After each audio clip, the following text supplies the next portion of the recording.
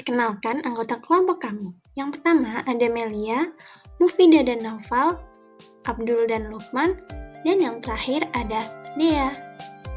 Halo, selamat datang di video kita hari ini. Kita akan membahas tentang penelitian isi. Apa sih sebenarnya penelitian isi itu? Dari beberapa ahli yang menjelaskan tentang penelitian isi, dapat disimpulkan bahwa penelitian isi adalah metode penelitian yang fokus pada analisis terhadap isi dokumen atau teks dengan mengidentifikasi pola-pola, tema, atau makna yang terkandung di dalamnya.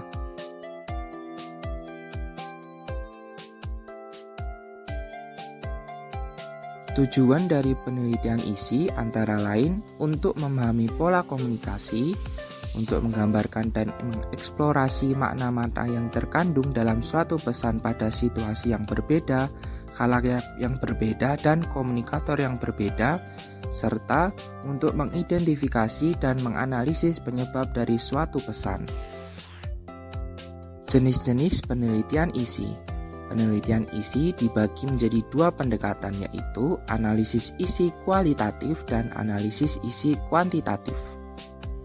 Analisis isi kualitatif memiliki kecenderungan memaparkan isi media dilihat dari konteks dan proses dari dokumen-dokumen sumber hingga hasil yang diperoleh lebih mendalam dan rinci mengenai isi media serta mampu menjelaskan keterkaitan isi media dengan konteks realitas sosial yang terjadi. Analisis ini terbagi menjadi 3 jenis, yaitu yang pertama, analisis wacana. Analisis isi yang mempelajari penggunaan bahasa dalam konteks sosial. Yang kedua adalah analisis semiotik. Analisis yang dilakukan untuk mempelajari sederetan luas objek-objek, peristiwa-peristiwa, dan seluruh kebudayaan sebagai tanda. Yang ketiga, analisis framing. Analisis isi yang melakukan penilaian tentang wacana persaingan antar kelompok yang muncul atau tampak di media. Jenis yang kedua yaitu analisis isi kuantitatif, didefinisikan sebagai suatu teknik penelitian ilmiah yang ditujukan untuk mengetahui gambaran karakteristik isi dan menarik inferensi dari isi dan harus dikerjakan secara objektif. Berikut ini karakteristik analisis isi kuantitatif, yaitu prinsip sistematik, melakukan prosedur yang sama pada semua isi yang dianalisis. Prinsip objektif, hasilnya tergantung pada prosedur penelitian, bukan pada orangnya.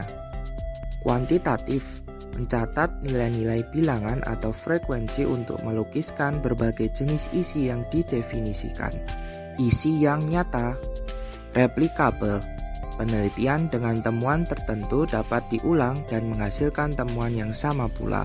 Dan yang terakhir, perangkuman. Prosedur penelitian isi. Yang pertama, penetapan rumusan masalah.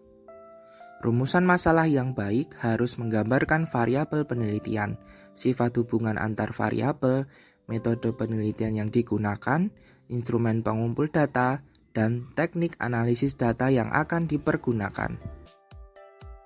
2. Penyusunan kerangka berpikir atau kerangka kerja teoritis. Setelah jelas masalah yang akan diteliti, selanjutnya disusun kerangka pemikiran atau definisi konseptual yang berkaitan dengan permasalahan atau fenomena yang diteliti. Tingkatan konseptualisasi masalah ini tentu bergantung pada sifat penelitian. 3. Penetapan perangkat metodologi. Dalam tahapan ini setidak-tidaknya dijelaskan hal-hal sebagai berikut. Penentuan teknik pengukuran atau prosedur operasionalisasi konsep atau definisi konseptual berupa penjabaran konsep dalam ukuran tertentu. Misalnya berupa kategori-kategori beserta indikator-indikatornya. Penentuan populasi, sampel, dan teknik sampling. Penentuan teknik dan alat pengumpulan data. Yang keempat, penentuan teknik analisis data.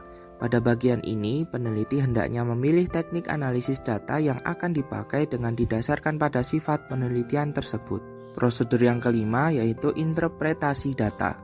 Pada bagian ini dibahas atau didiskusikan hasil analisis data dengan memberi interpretasi sesuai dengan kerangka berpikir atau kerangka teoritis yang sudah ditentukan pada bagian awal.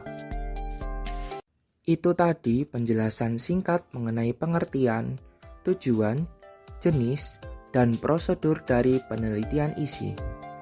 Semoga video ini bermanfaat untuk kalian.